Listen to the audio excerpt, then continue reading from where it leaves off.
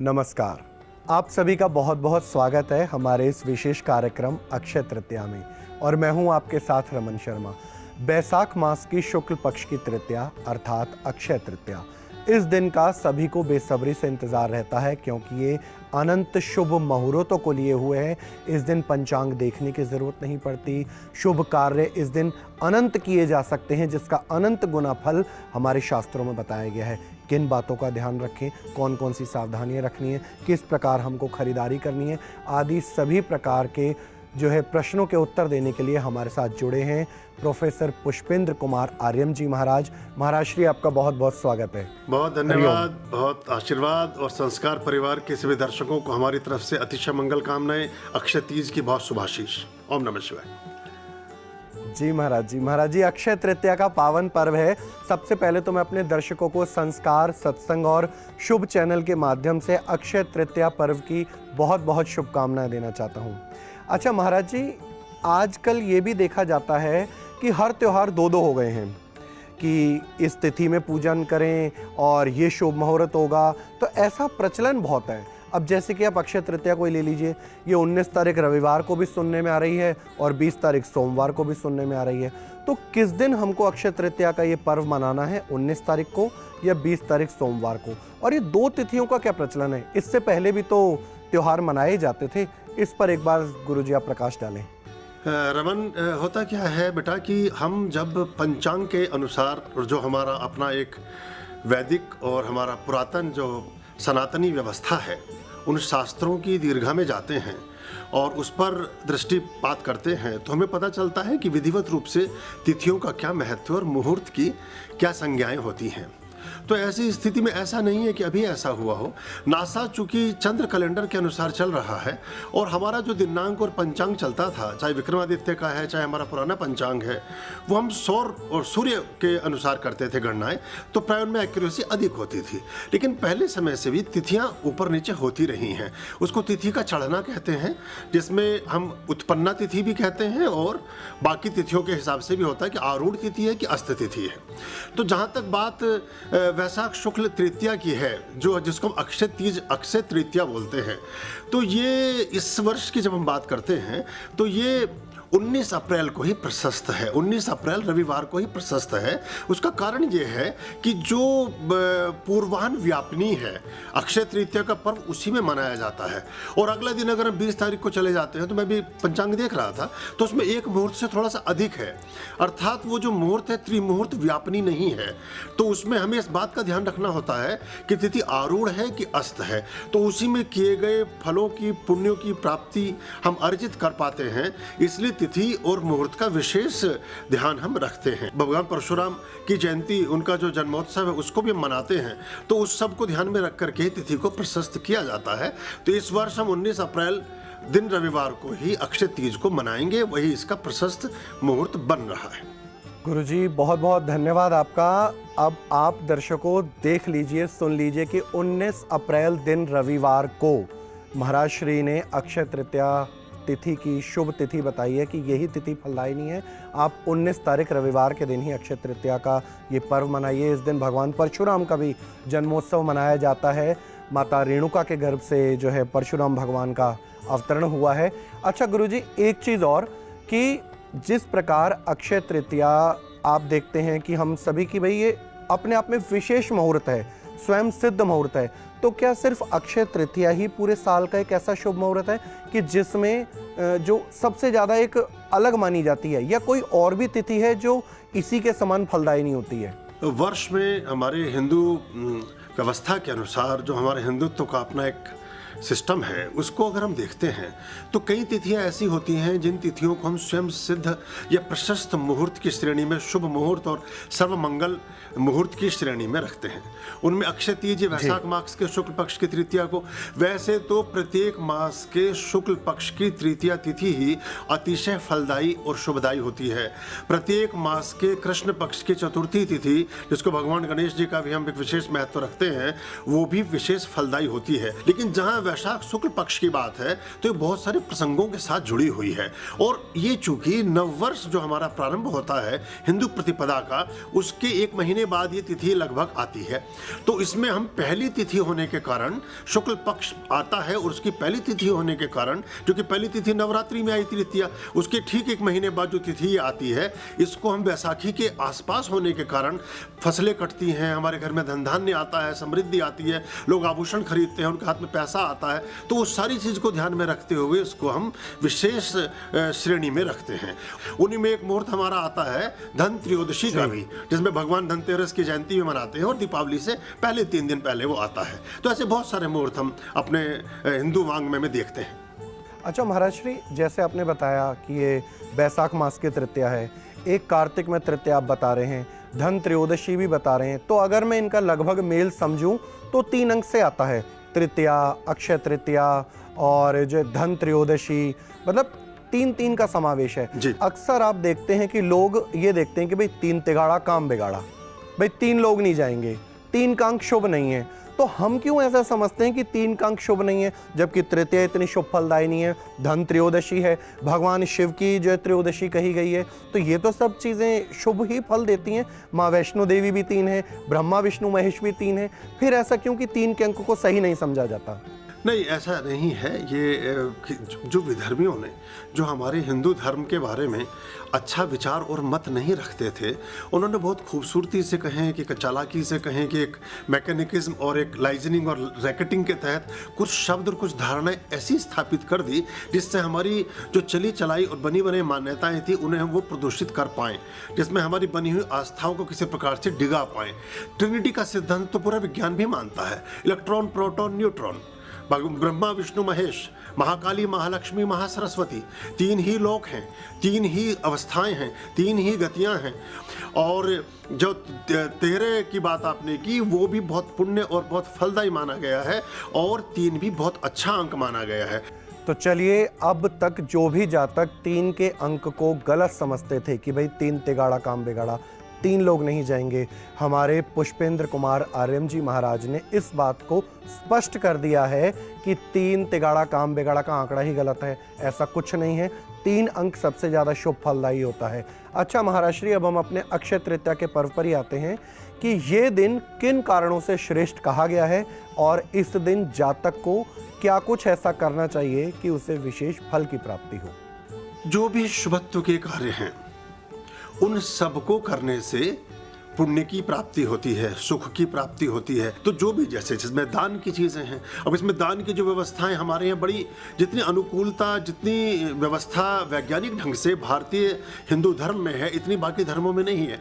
तो हमने इस तिथियों के अवसर पर जो सत्तू के दान की बात की, बेसन, चूँकि बेसन का प्रयोग और सत्तू का, चने का प्रयोग करने से जो लू का प्रकोप है, जो गर्मियाँ आएंगी, मई जून की अभी गर्मियाँ आएंगी, ज्येष्ठ के महीना आएगा, उसमें होने वाले ताप से शरीर बचता है, शरीर में रोग प्रतिरोधक क्षमता का विकास होता है। तो हमने दान भी उन्हीं चीज़ों का किया, छाते का दान, खरबूजे का दान, फल, रसीले फलों का दान, ताकि ऐसे लोग जो वंचित समाज में थे, जो उसका क्रय नहीं कर सकते थे, उनकी आर्थिक स्थिति ऐसी नहीं थी कि वो उसको खर्च करके कर पाएं, तो जो दानी लोग थे, जो धनाढ्य लोग थे, उन्होंने उन वस्तुओं का दान बाकी लोगों के लिए भी फैलाया, ताकि उनको लगे कि हम में सब में एक रूपता है, और सर्वे भवन्तु सुखिनः सर्वे सन्तु निरामया सर्वे भद्राणि पश्यन्तु माँ कश्चित् दुख भाग भवेत्, किसी के जीवन में दुख ना हो।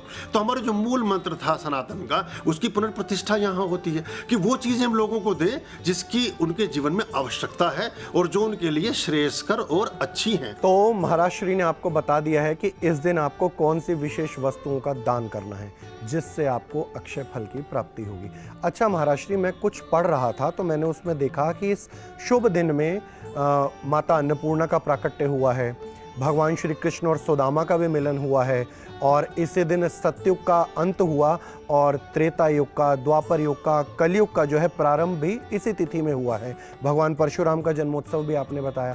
अच्छा महाराज श्री, इसमें एक चीज़ देखने में आती है कि वृंदावन में ठाकुर श्री बांके बिहारी जी के जो चरण दर्शन हैं वो भी शुभ तिथि के अंदर करवाए जाते हैं। तो ये जितनी भी पुरानी प्रथाएं थी ये तो शास्त्रोक्त हैं, पर भगवान के चरण दर्शन करवाना और वो भी सिर्फ इस विशेष तिथि पर करवाना, ये मानव निर्मित है या फिर एक आस्था का विषय है? क्योंकि वो तो कभी भी हो सकते हैं। उसके लिए ये अक्षय तृतीया का दिन ही क्यों चुना गया कि इस दिन भगवान के चरणों के दर्शन कराने चाहिए? 5000 वर्षों के सुखद संयोग की ऐसी कई घटनाएं हैं जिनका अक्षय तीज से संबंध है। जैसे कि जब वो बरसाना में राधा रानी से जब मिलने गए पहली बार, तो राधा रानी ने जब भगवान श्री कृष्ण को देखा तो जिस पेड़ पर वो बैठे थे तो सब जगह घूमती रही, वो ढूंढती रही नीचे, लेकिन थोड़ा नटखट स्वभाव और इस तरह की चीज़ों का वर्णन हमें मिलता है भगवान श्री कृष्ण की बाल लीलाओं में। तो वो उसने सबसे पहले जब ऊपर की तरफ देखा तो पेड़ पर उनके पैर दिखाई दिए। जिस दिन वो पहली बात थी वो अक्षय तीज थी, तो पहले चरण वहाँ देखने से ऐसी मान्यता हुई कि चरणों का दर्शन जो है अक्षय तीज को हुआ, और राधा रानी के साथ भगवान जी के जो एक अटूट आस्था और प्रगाढ़ स्नेह का प्रादुर्भाव हुआ वो स्थिति से हुआ। इसके ठीक 5000 वर्ष पश्चात जब मीरा, जो मेवाड़ की, जो चित्तौड़गढ़ की महारानी रही, मीरा जब भगवान श्री कृष्ण के दर्शन के लिए पहुंची बांके बिहारी, तो क्या हुआ कि हवा का ऐसा झोंका आया जिस समय प्रलेप वो आरती चल रही थी कि उनके चरण उघड़ गए, और मीरा ने जो पहला दर्शन किया वो चरणों का किया। तो ये दूसरी घटना, 5000 वर्ष का अंतर है दोनों चीज़ों में। तो इस चीज़ को हमने जोड़ लिया कि इस तरह से रहता है। जब चैतन्य महाप्रभु नृत्य करते हुए निकले साउथ से, पुरी से, और वो जा रहे थे, तो उन्होंने जहाँ भी मंदिर में पहुँचे तो बाकी आवरण सारा फूलों से ढका हुआ था, चरण उनके प्रकाट्य थे, सामने सम्मुख दर्शन हो रहे थे चरणों के। तो उनके महान भक्तों को ऐसा माना गया कि जो भगवान विष्णु, भगवान श्री कृष्ण के साथ संबंध है, उनका एक गहरी आस्था और विश्वास है, वो जब वो तिथि का अवलोकन किया तो 3 बार, 4 बार, 10 बार अक्षय तीज का वर्णन मिला। तो ऐसा लगा कि क्या ऐसा तो नहीं है कहीं कि जो भगवान श्री कृष्ण हैं, भगवान विष्णु के ये प्रादुर्भाव है, ये गण हैं, ये श्री विग्रह हैं, ये अपने दर्शन अक्षय तीज को प्रसन्नता पूर्वक देते हैं, और चरण में चूंकि भगवान का वास होता है और चरणों की हम पूजा करते हैं और उसका दर्शन हमें हो जाए, उसका प्रकाट्य हो जाए, तो अतिशय मंगलकारी और शुभत्व से भरा होता है। इसलिए इसकी प्रतिष्ठा होती चली गई, और बांके बिहारी में फिर उस दिन चरणों का दर्शन वर्ष पर्यंत एक ही दिन कराया जाता है। बहुत सुंदर महाराज श्री, आपने तो इस विषय पर प्रकाश डाल के मानो ऐसा वृंदावन वाला ही जो है एक माहौल जो था वो बन गया। भाई मीरा जी के ज़रिए दर्शन हुए भगवान के चरणों के, किशोरी राधा रानी के ज़रिए हुए, चैतन्य महाप्रभु ने भी भगवान के श्री विग्रह में चरणों के दर्शन किए। तो अब तक आपने सिर्फ ये देखा होगा कि वृंदावन में बांके बिहारी के चरणों के जो दर्शन है वो अक्षय तृतीया के दिन होते हैं, पर क्यों होते हैं ये महाराज श्री ने बता दिया है। ये एक बहुत ही अच्छी जानकारी दी है महाराज जी ने। सोना और चांदी इस दिन विशेष रूप से खरीदने के लिए कहा जाता है, पर अभी जो सोने और चांदी का हाल है वो आसमान छू रहा है। जो व्यक्ति सोना और चांदी नहीं खरीद सकता तो क्या उस पर माता लक्ष्मी की कृपा नहीं होगी? वो व्यक्ति क्या करे? नहीं, देखिए क्या होता है कि जो महाराज भृगु ने रचना की श्री सूक्तम की, उसमें एक मंत्र आता है कि हिरण्यवर्णा हरिणीम स्वर्ण रजस्त्रजाम चंद्राहिरण्यमयी लक्ष्मी जाता वेदों में आवाह। तो कहते हैं कि जहाँ सोना और चांदी का आगमन होता है या प्रतिष्ठा या उनकी स्थापना होती है, वहाँ लक्ष्मी स्वयं विराजती हैं। तो ये अगर लक्ष्मी हमारे पास नहीं है तो उसमें कोई महत्व ऐसा नहीं है कि आपको 100 ग्राम, 10 ग्राम, 50 ग्राम खरीदना है, आप 1 ग्राम भी ले सकते हैं। सोने का अगर शुद्ध वर्क मिल जाए, जो श्रीनाथ जी में बहुत अच्छे शुद्ध बनते हैं चित्तौड़गढ़ में, उदयपुर के पास, और भी बहुत जगह कहीं से भी बन सकते हैं, शुद्ध हो, बस ये हम ध्यान रखें। वो बहुत कम पैसे में आ जाता है, 200-400 रुपये में आप उसकी पूर्ति कर सकते हो। और वर्क को भगवान श्री के चरणों में अर्पित कर दें, अपने घर में जो विग्रह रखा है उस पर अर्पित कर दें। श्वेत पुष्पों के साथ इसका एक विधान लिखा गया है, वो आप कर सकते हैं। वरना साधारण तरीका आपको बताता हूँ, पर मुश्किल ये होती है कि बाद में जब हम विकल्प देते हैं तो व्यक्ति विकल्प चुन लेता है, लेकिन परिणाम जब प्राप्त करना चाहता है तब विकल्प से उसे संतोष नहीं होता, तब वो पूर्ण रूपेण परिणाम चाहता है। अगर हम कहें, जैसे मैं एक उपाय बताता हूं कि आप पीले चावल रंग लें हल्दी में या केसर के जल में, और पीले चावलों को भी भगवान श्री के चरणों में अर्पित कर दें, जो पुरी में होता है, बाकी जगह होता है, तो उससे भी हमें लाभ फल प्राप्त होता है। लेकिन क्या अगर हम, जैसे हमें कोई मुद्रा प्राप्त होनी है, हम कहीं से कैश, जो भारतीय रिजर्व बैंक नोट बनाता है, उस नोट को ना लेकर के हम चूर्ण का नोट ले लें, तो क्या हम खुश हो जाएंगे क्या? या वो चीज़ जो मुद्रा सिर्फ देखने की हो, क्या उससे प्रसन्नता नहीं होगी ना हमें? तो जो चीज़ ओरिजिनल है वो ओरिजिनल ही होती है। है। तो मन का भाव बड़ा महत्वपूर्ण योगदान करता है। मैं आपको आश्वस्त करना चाहता हूं उन सब भक्तों को, उन सब लोगों को जो इस चैनल की इस महत्वपूर्ण चर्चा में शामिल हैं, और बेटा रमन तुम्हें भी इसका विशेष श्रेय देता हूं कि आपने इस चर्चा को प्रारंभ किया। आप मन में बस उद्देश्य रखिए। मन का संकल्प बहुत बड़ा कार्य करता है, लेकिन अगर कोई बिल्कुल ऐसा अक्षम और मन को करना चाहता है तो वो पीले हल्दी में, शुद्ध हल्दी में जो खाई ना गई हो, पहली बार पैकेट खोला हो उसका, या गांठ ले ले, उसको घिस लें खरल में, और उसका जो लेप बने उसमें चावलों को पाग ले, एक दिन पहले धूप में सुखा लें, उनको अर्पित करें अक्षय तीज को। ऐसे केसर के साथ मान्यता होती है, उसको कुछ लीफ जल में भिगो के रख दें चावल के साथ, फिर उसको सुखा लें, फिर रख लें। उससे भी भगवान की प्रसन्नता के पात्र हम हो सकते हैं। बहुत सुंदर महाराज श्री, बहुत सुंदर। देखिए, अक्षय तृतीया के दिन यदि आप सोना नहीं खरीद सकते हैं तो महाराज श्री ने आपको बहुत सारे ऑप्शंस बता दिए हैं कि आप किस तरीके से इस अक्षय तृतीया पर्व पर क्या कुछ विशेष खरीद कर आप अपने इस दिन को, पूरे वर्ष को शुभ बना सकते हैं। अच्छा महाराज श्री, एक चीज़ छोटी सी मैं और जानना चाहूँगा आपसे कि इतनी सारी चीज़ें अक्षय तृतीया के दिन होती हैं, जो भी हमने अभी चर्चा करी है, आपने बहुत सारी चीज़ें बताई हैं, तो जिन जातकों का, जिन जातकों के बच्चों का जन्म इस शुभ तिथि में होता है, उन बच्चों का ज्योतिषीय आधार पर कैसा भविष्य होता है? उसका जन्म अगर इस विशेष मुहूर्त में स्वयमेव हो रहा है, सृजित नहीं किया गया, उसमें कोई क्रिएशन नहीं है आपका, आप जबरदस्ती डॉक्टर से ऑपरेशन कराने उस दिन नहीं पहुंचे हैं, स्वाभाविक रूप से उस दिन उसका प्रादुर्भाव होता है, तो बहुत श्रेष्ठ और अच्छा माना गया है। और ऐसा माना गया है कि जो भगवान जगत के प्रतिपालक हैं, जगत को चलाने वाले हैं, भगवान विष्णु, उनकी विशेष कृपा ऐसे जातकों पर होती है। उसको हम हरि गण में लेकर, जैसे हर और हरि दो प्रकार के गण होते हैं, ब्रह्म गण को उस तरह से नहीं माना गया, वैसे गण तो काफ़ी हैं, लेकिन उनमें मुख्य गण हरि और हर को माना गया है। तो जो हरि गण है, यानी कि उसके जीवन में ऐसे मान्यता मानकर चलते हैं कि कभी भी खाना पीना, वस्त्र आभूषण, कपड़े लत्ते, इन सब चीज़ों की कभी अभाव नहीं रहता। वो सामान्य रूप से उस एक लिमिट से ऊपर ही रहता है जो आदमी के जीवन की नैसर्गिक आवश्यकताएं हैं, उनकी प्रतिपूर्ति स्वयं उसके जीवन में होती है, और उसके जीवन में शुभत्व उसके साथ साथ चलता है। क्योंकि भगवान ब्रह्मा के जो पुत्र हैं उनका जन्म भी इसी दिन हुआ है, इसी अक्षय, जैसे मैंने बताया था, तो इसलिए उसको अच्छा माना गया। बहुत सुंदर। तो अब आप देख लीजिए कि जिन बच्चों का जन्म इस शुभ दिन होता है, उनके बारे में भी महाराज श्री ने उनके भाग्य को लेकर ज्योतिषी आधार पर आपको विशेष बातें बताई हैं, तो आप इन सब बातों का ध्यान रखिएगा। महाराज श्री, अब अक्षय तृतीया के बारे में हमने जो आपसे चर्चा करी है, आपका बहुत बहुत धन्यवाद, क्योंकि समय भी अब इजाज़त नहीं दे रहा है, बहुत समय हो चुका है।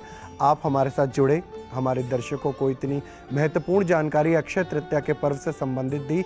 महाराज श्री, आपका बहुत बहुत धन्यवाद। आपका भी धन्यवाद रमन, और आपके सभी दर्शकों को, संस्कार परिवार के सभी दर्शकों को, सभी समर्पित संयोगियों को हमारी तरफ से बहुत आशीष, बहुत आशीर्वाद। आपके जीवन में जो भी शुभत्व है वो अक्षय हो जाए। आपके जीवन में आप निरोगी रहें, सुखी रहें, प्रसन्न रहें, आनंदित रहें। आपका जीवन सभी तरह के सुखों से आपूरित हो। ओम स्वस्ति अस्तु। ओम नमः शिवाय। तो आप सभी को अक्षय तृतीया के इस पावन पर्व की बहुत बहुत शुभकामनाएं। भगवान श्री कृष्ण, माता अन्नपूर्णा और भगवान विष्णु की विशेष अनुकंपा आप पर बनी रहे। आप सभी को हरि ओम।